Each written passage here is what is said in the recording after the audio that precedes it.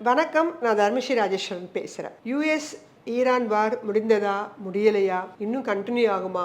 இது இன்னும் தொடர்ந்து கொண்டே தான் இருக்குது. இன்னும் ஒரு தெளிவான உடன்படிக்கைக்கு, தெளிவான ஒரு முடிவுக்கு இவங்க யாருமே வந்த மாதிரி இல்லை. ஸோ இந்த மாதிரி சூழ்நிலையில் நம்மளுடைய நிஃப்டி அப்ஸ் அண்ட் டவுன்ஸ் ஏறுறதும் இறங்குவதுமாக ஒரு நியூஸுக்கு தகுந்த மாதிரி தான் ரியாக்ட் பண்ணிட்டு இருக்கு. இந்த சூழ்நிலையில் நம்ம எந்த மாதிரி கம்பெனிகளை தேர்ந்தெடுக்கலாம்? ஏன்னா வார் முடிஞ்சிருச்சா இல்லையா, வார் இன்னும் கண்டினியூ ஆகிட்டு தான் இருக்குது அப்படிங்கிறது தற்போதைய சூழ்நிலையில். ஸோ வார் முடிந்தாலும் கூட இந்த கம்பெனிகள் உங்களுக்கு லாங் டேர்மில் ஒரு நல்ல லாபத்தை தரக்கூடிய கம்பெனிகளாக இருக்கக்கூடும். அதுவும் இந்த வார் சிச்சுவேஷனில் இன்னும் அதிகமான ஒரு மூமெண்ட்டை உங்களுக்கு கொடுக்கக்கூடும். அப்படி என்ன செக்டர் அப்படின்னு கேட்டிங்கன்னா defence sector. So defence sector அப்படிங்கிறது எப்போதுமே எனக்கு பிடித்தமான ஒன்று. ஏன்னா அந்த கம்பெனிகள் எனக்கு நீண்ட காலமாக கடந்த 5 வருடங்களாகவே ஒரு நல்ல ஒரு ப்ராஃபிட்டபிள் கம்பெனியாக இருந்துகிட்ருக்கு. இனி வரக்கூடிய வருஷங்கள்லையும் அது ஒரு நல்ல ப்ராஃபிட்டபிளாக இருக்கும். டிஃபென்ஸ் இண்டெக்ஸ் அப்படின்னே கொண்டுட்டாங்க.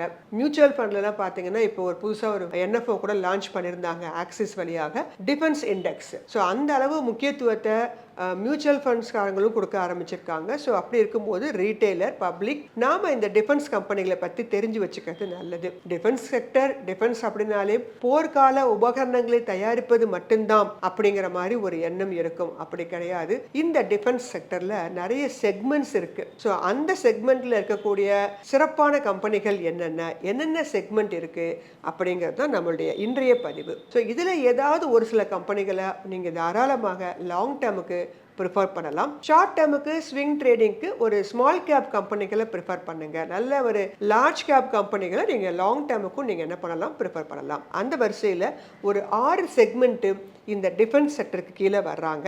ஒவ்வொரு செக்மெண்ட்ல இருக்கக்கூடிய சில கம்பெனிகளை பற்றி நம்ம இந்த பதிவில் பார்க்க போகிறோம். முதல்ல ஏரோஸ்பேஸ் டிஃபென்ஸ்ன்னு சொல்லுவோம். இதில் நமக்கு நன்கு அறிமுகமான ஒரு முதல் company Hindustan Aeronautics Limited. Current market price 4246 என்ற இடத்துல ட்ரேட் ஆகிட்டு இருக்கு. Market cap 2,83,968 crore. Profit after tax 8,323 கோடியாகவும், ரிட்டர்ன் ஆன் ஈக்விட்டி 23 என்ற இடத்திலும் ஒரு ஜீரோ டெப்ட் கம்பெனியாகவும் இருக்குது. இரண்டாவது டைனமேட்டிக் டெக்னாலஜிஸ் அப்படிங்கிற இந்த company is a small cap company, but current market price பார்த்தீங்கன்னா 11,870. ஸோ ஸ்மால் கேப்புங்கிறது வேற, கரண்ட் மார்க்கெட் பிரைஸ் என்பது வேற. கரண்ட் மார்க்கெட் பிரைஸ் ஸ்மால் சைஸ்ல இருக்கணும், லெஸ் தென் 100ல இருக்கணும், அதுதான் ஸ்மால் கேப் கம்பெனின்னு நினைச்சுக்காதீங்க.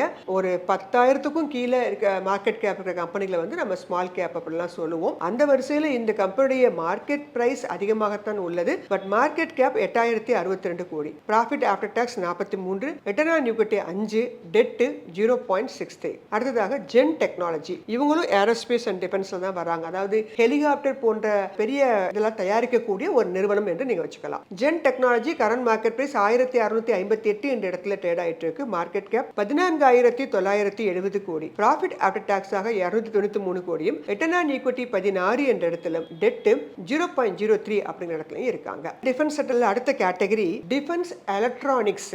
ஸோ எலக்ட்ரானிக் சம்பந்தப்பட்ட பொருட்களை டிஃபென்ஸ் உற்பத்தி பண்ணி தரக்கூடிய நிறுவனங்கள். அந்த வருஷம் பார்க்க போற company Bharat electronics. Current market price 439 என்ற இடத்துல ட்ரேட் ஆயிட்டு இருக்கு. மார்க்கெட் கேப் 3,21,228 கோடியாகவும், ப்ராஃபிட் ஆஃப்டர் டாக்ஸ் 5,287 கோடியாகவும் இருக்கிறாங்க. ரிட்டர்ன் ஆன் ஈக்விட்டி 26 என்ற இடத்துல ஒரு ஜீரோ டெப்ட் கம்பெனியாகவும் இருக்காங்க. Data patterns current market price 3,881 என்ற இடத்திலும், மார்க்கெட் கேப் 21,730 கோடியா இருக்காங்க. ப்ராஃபிட் ஆஃப்டர் டாக்ஸ் 221 கோடியாகவும், ரிட்டர்ன் ஆன் ஈக்விட்டி 14 என்ற இடத்துல ஒரு ஜீரோ டெப்ட் கம்பெனியாகவும் இருக்காங்க. ஆஸ்ட்ரா மைக்ரோவேவ் அப்படிங்கிற இந்த கம்பெனியும் எலக்ட்ரானிக் சம்பந்தப்பட்ட பொருட்களை தயாரித்து கொடுத்துட்டு இருக்காங்க. கரண்ட் மார்க்கெட் பிரைஸ் 1,122 என்ற இடத்திலும், மார்க்கெட் கேப் 10,642 கோடியாகவும் இருக்காங்க. ப்ராஃபிட் ஆஃப்டர் டாக்ஸ் 144 கோடியாகவும், ரிட்டர்ன் ஆன் ஈக்விட்டி 13 என்ற இடத்திலும், டெட் 0.39 இருக்காங்க.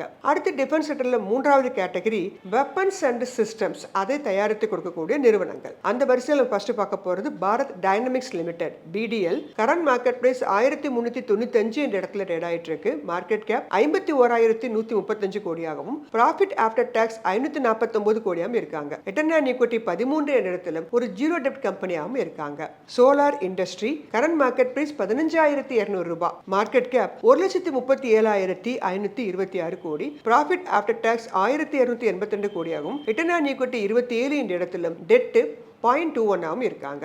அடுத்ததாக BEML அப்படிங்கிற இந்த கம்பெனி கரண்ட் மார்க்கெட் பிரைஸ் 1782 என்ற இடத்துல ட்ரேட் ஆயிட்டு இருக்கு. மார்க்கெட் கேப் 14,838 கோடியாகவும் ப்ராஃபிட் ஆஃப்டர் டாக்ஸ் 292 கோடியாகவும் இருக்காங்க. ரிட்டர்ன் ஆன் ஈக்விட்டி 10 என்ற இடத்துல ஒரு ஜீரோ டெப்ட் கம்பெனியாகவும் இருக்காங்க. ஸோ டிஃபென்ஸ் செக்டர் வரிசையில் வெறும் ஹெலிகாப்டர்ஸ், பீரங்கிகள் அது மட்டும் கிடையாது, ஷிப் பில்டிங் அப்படிங்கிறதும் மிக முக்கியமான ஒரு இடத்தை வைக்குது. ஸோ அந்த வரிசையில் மிக முக்கியமான நிறுவனம் பார்த்தீங்கன்னா Mazagon Dock. Current market price 2658 என்ற இடத்துல ட்ரேட் ஆயிட்டு இருக்கு. Market cap 1,07,198 crore. Profit after tax 2,324 கோடியாகவும் ரிட்டர்ன் ஆன் ஈக்விட்டி 32 என்ற இடத்துல ஒரு ஜீரோ டெப்ட் கம்பெனியாகவும் இருக்காங்க. இந்த மசகான் டெக் கம்பெனி அடுத்த மாதம் ஜெர்மனியோட கூட்டு தயாரிப்புல 80க்கும் மேற்பட்ட கப்பல்களை தயாரிப்பதற்கான ஒரு ஒப்பந்தத்தை பண்ண இருக்கிறாங்க. ஸோ நீண்ட கால அடிப்படையில் வாங்குறவங்களுக்கும் இந்த ஷிப் பில்டிங் கம்பெனிகள் எப்போதுமே ஒரு நல்ல தரமான சாய்ஸாக இருக்கும்னு நான் சொல்லிக்க விரும்புறேன். GRSE கரண்ட் மார்க்கெட் பிரைஸ் 2,846 என்ற இடத்துல ட்ரேட் ஆயிட்டு இருக்கு. மார்க்கெட் கேப் 32,579 கோடியாகவும் ப்ராஃபிட் ஆஃப்டர் டாக்ஸ் 527 கோடியாகவும் ரிட்டர்ன் ஆன் ஈக்விட்டி 25 என்ற இடத்துல ஒரு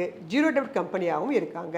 மூன்றாவதாக Cochin shipyard current market price 1,652 என்ற இடத்துல ட்ரேட் ஆயிட்டு இருக்கு. கொச்சின் ஷிப்யார்ட் மார்க்கெட் கேப் 43,529 கோடியாக இருக்காங்க. ப்ராஃபிட் ஆஃப்டர் டாக்ஸ் 827 கோடியாகவும் ரிட்டர்ன் ஆன் ஈக்விட்டி 14 என்ற இடத்திலும் டெட் 0.01 என்ற இடத்திலும் இருக்காங்க. ஸோ டிஃபென்ஸ் செக்டர்ல ஷிப் பில்டிங்க்கு ஒரு தரமான இடத்தை நீங்க தாராளமாக கொடுக்கலாம். அடுத்த செக்டர் யாருன்னு பார்த்தீங்கன்னா பிரிசிஷன் அண்ட் காம்போனன்ட்ஸ். இதுல இருக்கக்கூடிய சில கம்பெனிகள் பார்க்கும்போது MTAR technology current market price 5,135 என்ற இடத்தில் ட்ரேட் இருக்கு. Market cap 15,800 crore. Profit after tax 53 கோடியாகவும் ரிட்டர்ன் ஆன் ஈக்விட்டி 7 என்ற இடத்திலும் டெட் 0.24 ஆக இருக்கிறாங்க. Bharat forge current market price 1,848 என்ற இடத்துல ட்ரேட் ஆயிட்டு இருக்கு. மார்க்கெட் கேப் 88,322 கோடி. ப்ராஃபிட் ஆஃப்டர் டாக்ஸ் 916 கோடியாகவும் ரிட்டர்ன் ஆன் ஈக்விட்டி 10 என்ற இடத்துல டெட் 0.68 ஆகவும் இருக்காங்க. மூன்றாவது DCX system current market price 193 என்ற இடத்துல ட்ரேட் ஆயிட்டு இருக்கு. ஒரு ஸ்மால் கேப் கம்பெனி 2,151 இவங்களுடைய market cap. Profit after tax 35 கோடியும் ரிட்டர்ன் ஆன் ஈக்விட்டி 3 என்ற இடத்துல ஒரு ஜீரோ டெப்ட் கம்பெனியாகவும் இருக்காங்க. இறுதியாக இந்த டிஃபென்ஸ் செக்டர்ல ட்ரோன்ஸுக்கு இடம் இல்லைன்னா என்ன பண்ண முடியும்? ஸோ ட்ரோன்ஸ் அப்படிங்கிறதும் ஒரு மிக முக்கியத்துவம் வாய்ந்த இடத்தை இந்த டிஃபென்ஸ் செக்டர்ல பெற்றிருக்காங்க. இந்த ட்ரோன்ஸ் தயாரித்துக்கக்கூடிய நிறைய நிறுவனங்கள் இந்தியாவில் இருந்த போதிலும் லிஸ்டட் கம்பெனிஸ் பார்த்தீங்கன்னா 2-3 கம்பெனிகள் தான் இருக்காங்க. அதுல மிக முக்கியமான company Idea Forge Technology current market price 512 என்ற இடத்துல ட்ரேட் ஆயிட்டு இருக்கு. மார்க்கெட் கேப் 2,217 ஒரு ஜீரோ டெப்ட் கம்பெனியாக இருந்த போதிலும் இந்த கம்பெனி தற்போது வரை ஒரு ப்ராஃபிட்டபிள் கம்பெனியாக இருக்கிறாங்கன்னு கேட்டீங்கன்னா அவ்வாறு இல்லை. ஸோ இந்த கம்பெனிகள்லாம் நம்ம ஒரு ஷார்ட் டேர்ம் இந்த நியூஸ் காரணமாக ஏறக்கூடிய கம்பெனிகளாக கருதலாமே தவிர ஒரு லாங் டேர்ம் கம்பெனிகளுக்கு இதெல்லாம் ஒரு சஜஷனாக சொல்ல முடியாது. Rattan India enterprises current market price 9 penny stocks market cap 5,069 கோடி. பட் ப்ராஃபிட் ஆஃப்டர் டாக்ஸ் பார்த்தீங்கன்னா 221 கோடி கொடுத்துட்டு இருக்காங்க. ரிட்டர்ன் ஆன் ஈக்விட்டி 4 என்ற இடத்திலும் டெட் 0.69 என்ற இடத்துல இருக்காங்க. பெனி ஸ்டாக்ஸ் இருந்த போதிலும் கூட இந்த கம்பெனி ட்ரோன்ஸ் தயாரிப்பில் ஈடுபட்டிருக்கிறதுனால ஒரு ப்ராஃபிட்டபிள் கம்பெனியாக இருக்கிறதுனால இந்த கம்பெனியை நீங்க ஒரு ஸ்விங் ட்ரேடிங் ஒரு ஷார்ட் டேர்ம் ட்ரேடிங்க்கு எதிர்பார்க்கலாம். டிஃபென்ஸ் செக்டர் என்பது இந்த 6 வகையான காம்பனன்ட்ஸை உள்ளடக்கியது தான். இதுல நிறைய முக்கியமான செக்டர்னு பார்த்தீங்கன்னா ship building, aerospace and defence, electronics இவங்க எல்லாமே மிக முக்கியமான காம்பனன்ட்ஸ்.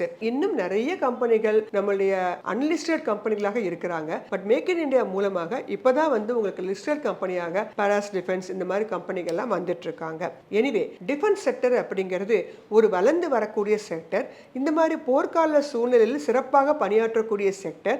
ஸோ லாங் டேர்முக்கும் ஒரு ப்ரிஃபரபிள் செக்டராக இருக்கிறதுனால உங்களுடைய போர்ட்ஃபோலியோல இந்த டிஃபென்ஸ் செக்டர் ஏதாவது இருக்குதா அப்படின்னு செக் பண்ணி பாருங்க. இது என்னுடைய தனிப்பட்ட திறனாய்வு தான். நீங்களும் இதுல நீண்ட கால அடிப்படையில் முடிவுகளை எடுத்து லாங் டேர்ம்ல டிஃபென்ஸ் செக்டரை வாங்கி வைத்து நமது நாட்டுக்கும் உங்களுடைய வீட்டுக்கும் ஒரு நல்ல லாபத்தை தரக்கூடிய கம்பெனிகளாக மாற்றுவோம். நன்றி, வணக்கம்.